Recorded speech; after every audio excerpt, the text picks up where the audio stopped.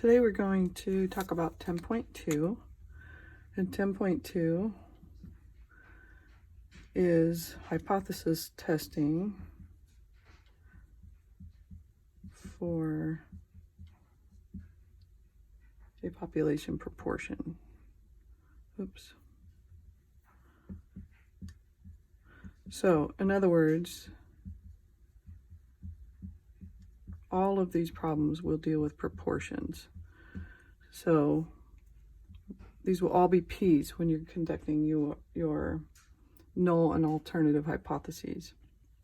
Now, this isn't as easy to detect when you're doing the test because it will have, a mixture of things and all the questions will be in random order. So in 10.3 and 10.4, I believe, is when we talk about population means and standard deviations, but actually I'm not positive it goes in that order. But anyways, everything for 10.2 is a population proportion. So think about what we did in 10.1. We talked about hypotheses testing.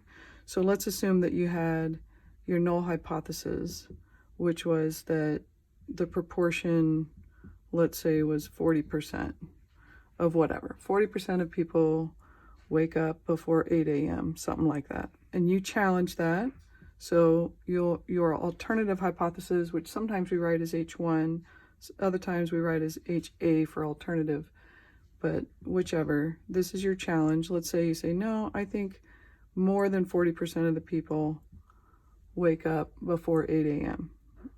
So what we're going to do in this section is we're actually going to run the statistical analysis in order to determine whether to reject the null or to fail to reject the null.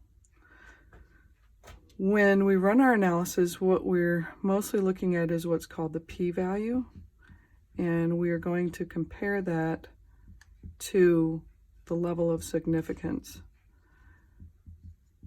Now, they're going to give you the level of significance, which is the alpha. So they might say, oh, alpha is 0.05 or alpha is 0.01.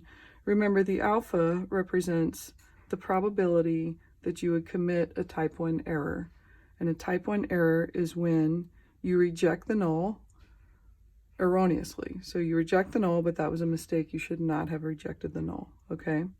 The p-value is something that you will get when you use your StatCrunch to conduct the statistical analysis. Now, because these are all proportions, you are going to typically have an X and an N.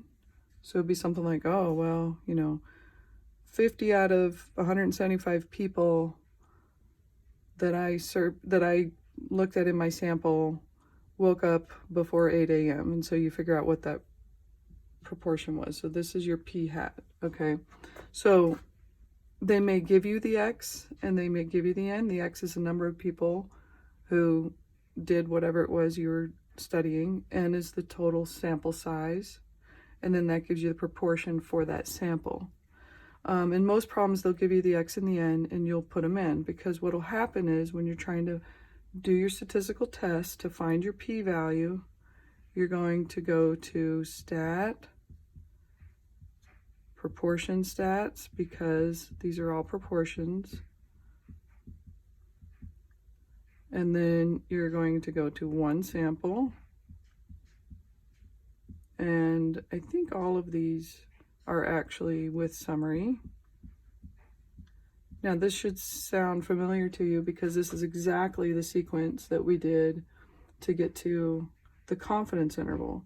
But if you recall, in the confidence interval, once you got to this screen, after you've done all these prompts, it would ask you the number of successes, that's your X,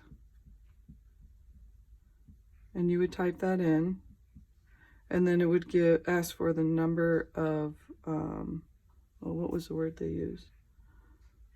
Well, anyway, I think it was I don't know, but anyways, it's the total. Okay, that's your sample size, that's your N.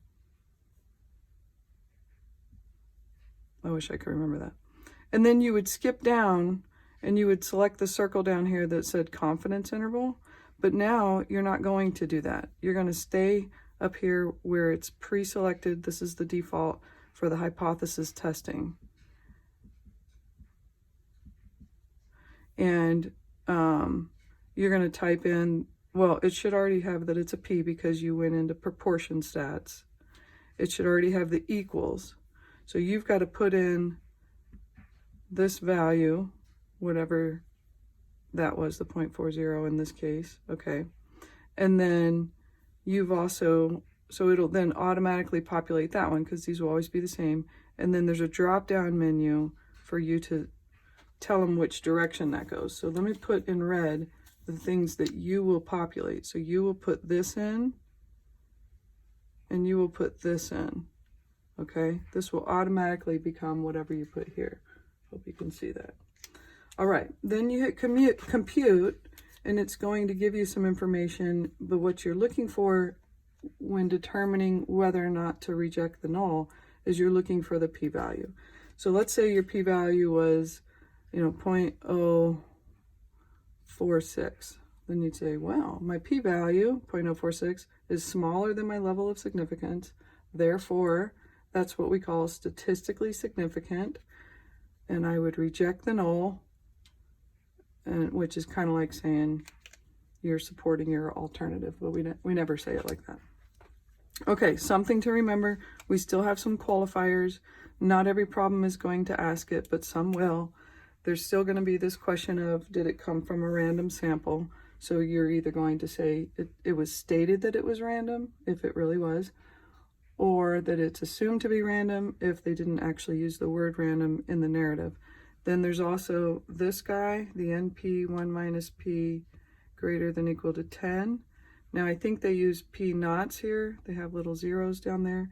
That just means that the P you're using comes from the original null hypothesis. So in other words, I would use a 0.4 in this, and then my N would come from my sample size, okay, to make sure that it's greater than or equal to 10. And then of course they're going to ask you, is the sample size